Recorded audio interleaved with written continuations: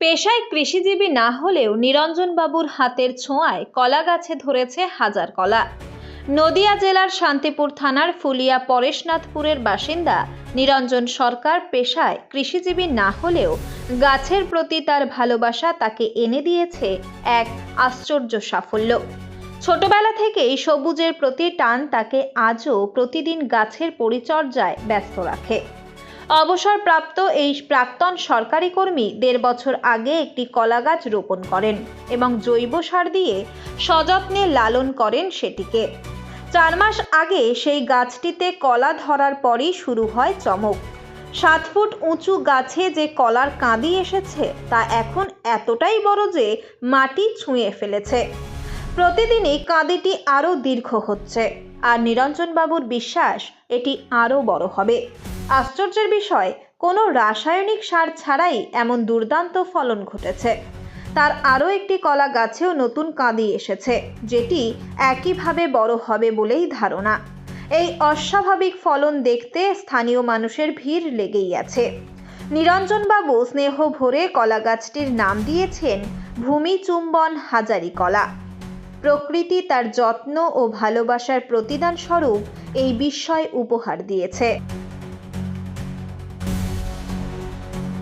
দাদা, কি নাম আপনার?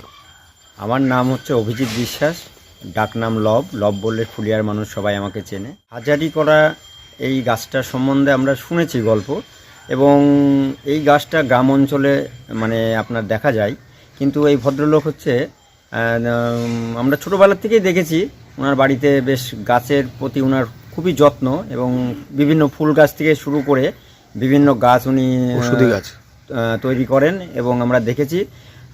এবং উনি সার্ভিস করতেন যুব কল্যাণ দপ্তরে। তখন থেকেই ওনার বেশ এটা একটা নেশা বলতে পারেন, বাড়িতে ফুল গাছ করা থেকে বিভিন্ন গাছ।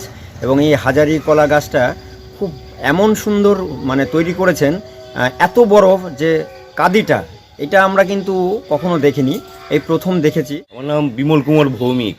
নিয়ে এসেছিলেন? আমি নিয়ে এসেছিলাম, এই উদ্দেশ্য আমার এখানে লাগানো, কিন্তু যেহেতু জায়গাটাকে নেই আর ওখানে সবজন লোকজন আছে, ভালো পরিবেশ, সবাই দেখতে পাবে, সেই উদ্দেশ্যে মামার এখানে আমি লাগিয়ে দিয়েছি এইটা। হ্যাঁ, এটা তৈরি করতে ঠিক নিজের সন্তানের মতোই করতে হয়। যত দিকে শুনে রাখা, কোনো পোকামাকড় লাগলো কিনা দেখা, তারপর হচ্ছে খাবার দাও। খাবার প্রথমে একটা খাবার দিয়েছিলাম, পাতা পচানোর সার, সেটা দিয়েই হয়ে গেছে। কিন্তু এখন টাইমলি জল দেওয়া আর একটু দেখে শুনে রাখা। সাইডে বেশি কিছু জিনিস আছে, যেটা হচ্ছে খোসাগুলো, ওগুলো খুলে ফেলে দেওয়া। এইভাবে করতে করতে জিনিসটাকে তৈরি করেছি। এটা এমনি হাজারি কলা বলে এসে এখানে, কিন্তু এটা একটা নামকরণ আমাকে করতে হলো এই কারণেই।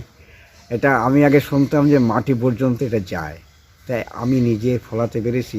এটার নাম রেখেছি ভূমি চুম্বন হাজারি কলা। আরেকবার বলুন নামটা। এই নামটা রেখেছি আমি ভূমি চুম্বন হাজারি কলা। যুব কল্যাণ দপ্তরে চাকরি করতাম। আচ্ছা, এই যে আপনার বাড়িতে এত ফুল গাছ বা বিভিন্ন রকমের গাছ, এমনকি একটি কলা গাছও দেখা যাচ্ছে, কেন এরকম? আপনার ভাবনাটা কেন? এই ভাবনাটা আমাদের ফ্যামিলিগতই একরকম। আমাদের ঠাকুরদাদার থেকেই গাছ নিয়েই চর্চা করতেন। এমনকি বিভিন্ন গাছ থেকে বিভিন্ন রকম ওষুধ ব্যবহার করা হয়। আর এই গাছগুলো আমাদের সত্যি এমনই লাগে যে গাছই যেন আমাদের প্রাণ। গাছ নিয়ে আমাদের থাকতে ভালোবাসি। গাছই আমাদের সব। কারণ হচ্ছে গাছ থেকে বিভিন্ন রকম ওষুধ খেয়ে আগের দিনেও মানুষরা যেসব, যেমন থানকুনি পাতার থেকে আরম্ভ করে সবই কিন্তু ঔষধ।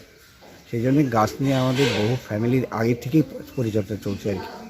কলা গাছটাই কোথা থেকে নিয়ে এসেছিলেন? এটা আমি এক জায়গা থেকে নিয়ে এসেছিলাম। এমনি চেয়েছিলাম যে আমাকে 1 ইঞ্চি পরিমাণ একটা কলা গাছ দিয়েছিলেন আর কি। সেটাকে আমি জৈব সার দিয়ে লাগিয়ে মোটামুটি পূর্ণতায় আনতে পেরেছি আর কি। আগে যিনি করেছিলেন সেটা টোটালটাই পাকাতে পারেনি, তারপর বললো যে 2-1টা পেকেছিল, সেটা অত্যন্ত মিষ্টি এবং সুস্বাদু। সেই জন্যই গাছটার উপরে আমার একটা নজর বসে, দেখি এটা গাছটাকে তৈরি করতে পারি কিনা। এই গাছটা বয়স কত হলো বললেন? এটা বছর 1.5 হলো লাগানো হয়েছে। 3-4 মাস যাবত এটাকে ছড়াটা নেমেছে, এই চলেই যাচ্ছে একদম মাটি পর্যন্ত এসে গেছে। কতটা? এটা প্রায় ধরে নিন 7.5 ফুট থেকে 8 ফুটের মধ্যে যাচ্ছে। কত পিস কলা থাকতে পারে এর মধ্যে? এমনি হাজারি কলা যখন 1000 তো থাকবেই, তার মধ্যে যতখানি পরিচর্যা করে বাড়ানো যায়, তাতে আমার মনে হচ্ছে বেশ অনেকটাই বাড়বে। কিভাবে যত্ন নিয়েছিলেন এই গাছটিতে? এই গাছটা যখন লাগাই তখন আমি একটু গর্ত করে ওই পাতা পচা সারটাকে দিয়েছিলাম, এমনকি তার সঙ্গে একটু চুন দিয়ে রেখে 5-7 দিন পরেই গাছটা লাগিয়ে দিয়েছি। ওই পাতা পচা সার আর মাটি আর কোনো জৈব সার দিইনি, আর কোনো এই কেমিক্যাল সার দিইনি আমি, আচ্ছা। জৈব সার দিয়ে চলছে আর কি। এই যে মধ্যে হ্যাঁ, এর মধ্যে আরও মনে হচ্ছে আরও 1 ফুট যাবে মিনিমাম। তাহলে আর গর্ত করতে হবে হ্যাঁ, আপনার। আরেকটু গর্ত করতে হবে। এই কলা কি খাওয়ার মতো উপযোগী এখনো পর্যন্ত? হ্যাঁ, এখন সেই যেটা মাথার থেকে হচ্ছে একটু বেশ মোটা মোটা হচ্ছে, যে এই ছড়াটার একটা মাহাত্ম্য থাকবে যে মাথার থেকে পাকতে শুরু করবে আর বহুদিন এই ছড়াটা থাকবে, পাকতে পাকতে নিচের দিকে যাবে। এটা ম্যাচিওর হতে হতে অনেক টাইম লাগে। এখনো ম্যাচিওর হতে হ্যাঁ, কতদিন? এখনো ম্যাচিওর হতে প্রথম মাথার দিকে এগুলো মাথা মোটামুটি হয়ে এসছে আর কি। হ্যাঁ, একদম। তারপর দেখা যাচ্ছে নিচে যত যাবে তত কচি আর কি, সেটা আস্তে আস্তে আস্তে বড় হবে আর পাকবে। কটা কলা গাছ এখন বর্তমানে? এখন আমার এখানে 4টে কলা গাছ আছে, তার মধ্যে ফলন কটায় হয়েছে? 2টোতে ফলন হয়েছে। একটা তো হচ্ছে। হ্যাঁ, একটা তো একদম মাটি পর্যন্ত এসে গেছে, আরেকটা শুরু হয়েছে, ওটা মনে হচ্ছে এটার চেয়ে আরও ভালো হবে। এই খবরটি নিবেদন করছে তারামা ভ্যারাইটিস। এখানে পাবেন পাইকারি ও খুচরো গ্যাস ওভেন ও স্পেয়ার পার্টস। আমাদের ঠিকানা ফুলিয়া স্টেশন রোড।